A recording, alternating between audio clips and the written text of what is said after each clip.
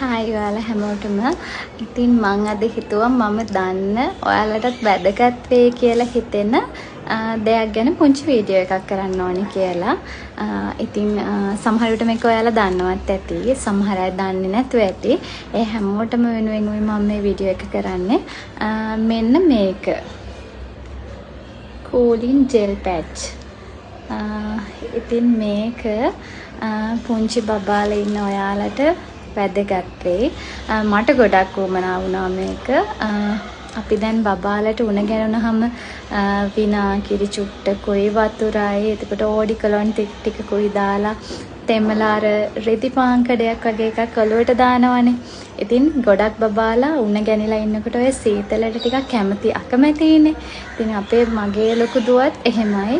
එයාත් හරි අකමැති උණ ගැනිලා ඉන්න වෙලාවට ඒක දාන්න.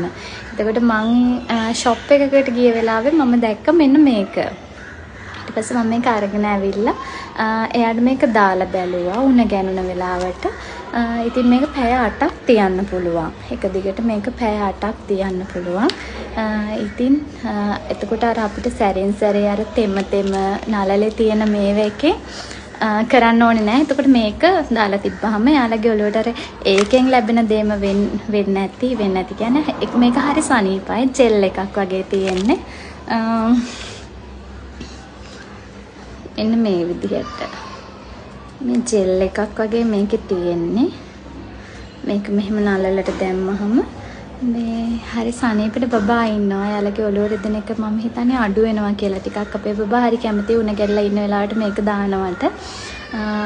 ඉතින් මේකේ මේ වගේ හයක් කියන්නේ කෑලි 6ක්.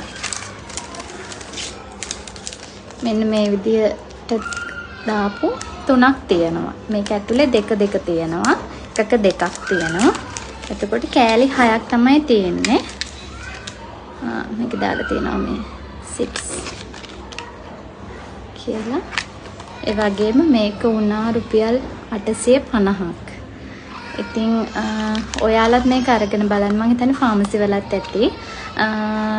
මේක බබාට දාලා බලන්න. ගොඩක් මට නම් ගොඩක් උදව් වුණා මේක.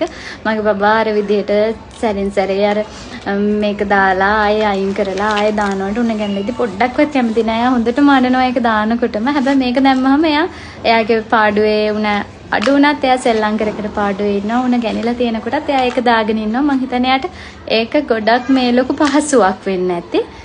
ඉතින් මං ඒක ගැන ඔයාලට වීඩියෝ කරේ. මේක ඔයාලටත් වැදගත් වෙයි කියලා හිතනවා නම් තව කෙනෙකුට වැදගත් වෙයි කියලා හිතනවා නම් මේ වීඩියෝ එක ෂෙයා කරන්න. බොහොම ස්තුතියි ඔයාලට මගේ වීඩියෝ එක බැලුවට.